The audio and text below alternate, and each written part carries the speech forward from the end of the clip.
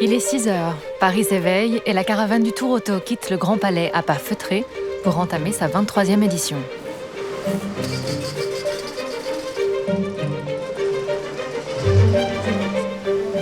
Sous les carrosseries étincelantes, les moteurs finement préparés sont impatients de partir à la conquête du bitume.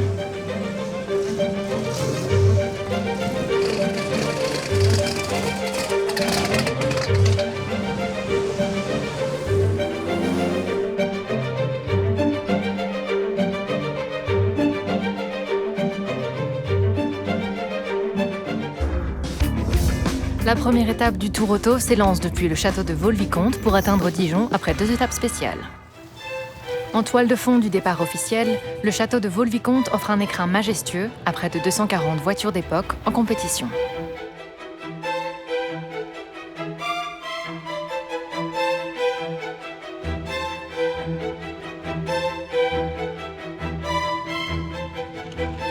Pour les pilotes, le regroupement à Vaux-le-Vicomte offre aussi un dernier moment de concentration avant de s'élancer dans la compétition.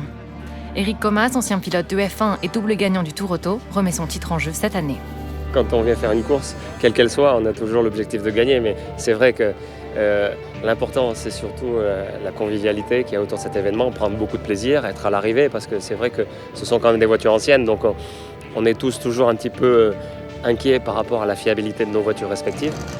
Parmi les adversaires de Comas, on trouve l'ingénieur et pilote allemand Jürgen Barth. La carrière de l'ancien vainqueur des 24 heures du Mans reste intimement liée à celle de la marque allemande Porsche.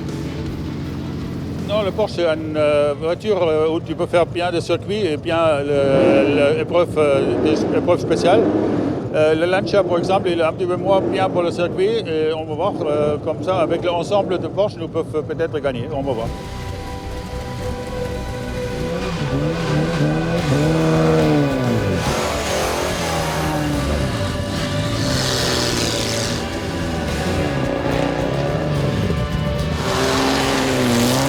L'épreuve commence avec une première étape spéciale sur route fermée pour prendre le rythme de la compétition. Départ avoisine près de Sens pour un pur moment de plaisir qui offre également de vrais challenges techniques.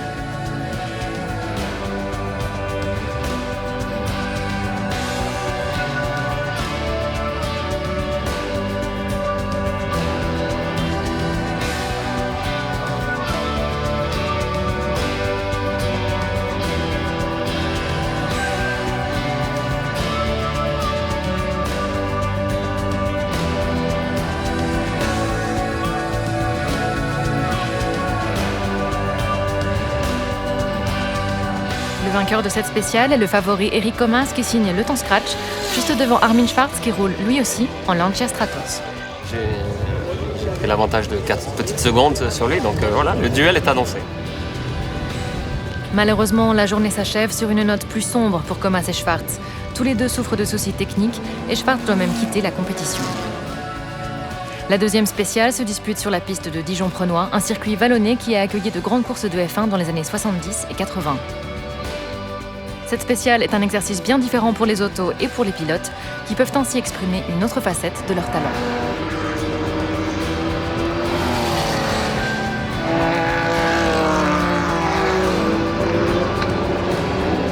Mercredi 9 avril, le Tour Auto continuera son avancée à travers les paysages de l'Est de la France, avec une deuxième étape entre Dijon et Mulhouse.